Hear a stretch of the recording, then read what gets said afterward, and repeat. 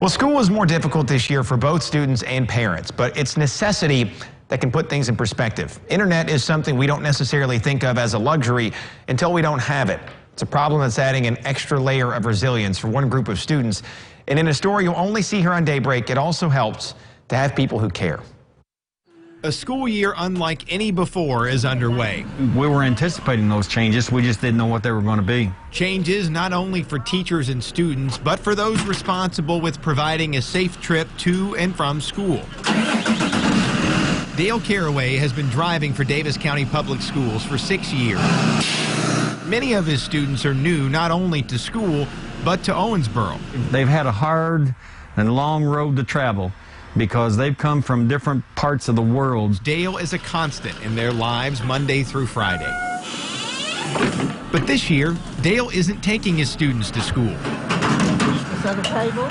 Yes. He's bringing the classroom to them. Some of the kids that do not have access in their homes, for whatever reason, they get to come out here and we get to spend some time with them. Would you two like to sit at the same table? His bus is equipped with Wi-Fi, allowing these elementary school students to connect with their teachers on a virtual schedule. There's 3 assignments you have to do today. They're having to learn. It's not an opportunity. They're having to do it, and they're doing a very good job at it. Literally on the sidewalk, these students impress Dale and his partner Carolyn, who watch them solve problems most adults would throw fits about. 10 plus 4 equals 14. They don't have a lot of confidence in their English yet, and unfortunately I can't understand the language they are more confident in, and so I'll get our little computer guru. She'll go over there and she'll figure out what's going on. She's excellent, and she's in the 3rd grade. Through it all, parents and teachers can feel good, knowing not just here, but across Daviess County, there are people who care like Dale. It's 7. The tables where these students are sitting are an improvement from day one when more than a dozen sat together on the ground.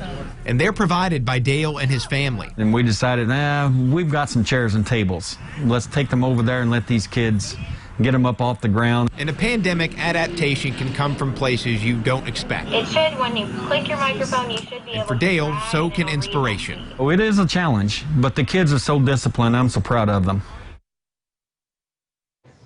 The weather's going to add another wrinkle into learning for these kids. So far, they've only had 1 day of rain, and it was a downpour for about half an hour that forced everyone to rush onto that bus and roll up the windows as fast as possible to keep water from getting on their computers. Somehow, I think after spending some time with that group, they'll be just fine. It's awesome to see the resilience, not only of those kids, Gretchen, but so many people who are having to change the way they're learning, and to see that it's not stopping people, and those kids were so intent of listening. They're some of the best students in their class. I almost guarantee you that if we spoke to their teachers. They were great. Well, you know, we have to just get creative, and there's other ways to learn and get your work done, so they're adapting pretty well, and looks like they're learning a lot. If that continues in the winter, by the way, this kind of hybrid schedule where students are learning at home, the plan currently is to have those kids on the bus kind of spaced out where they sit in one seat and use the seat across the row from them for their computers. Now, the problem at this point in the year is how hot it can get with those windows rolled up on the bus with no AC, but in the winter,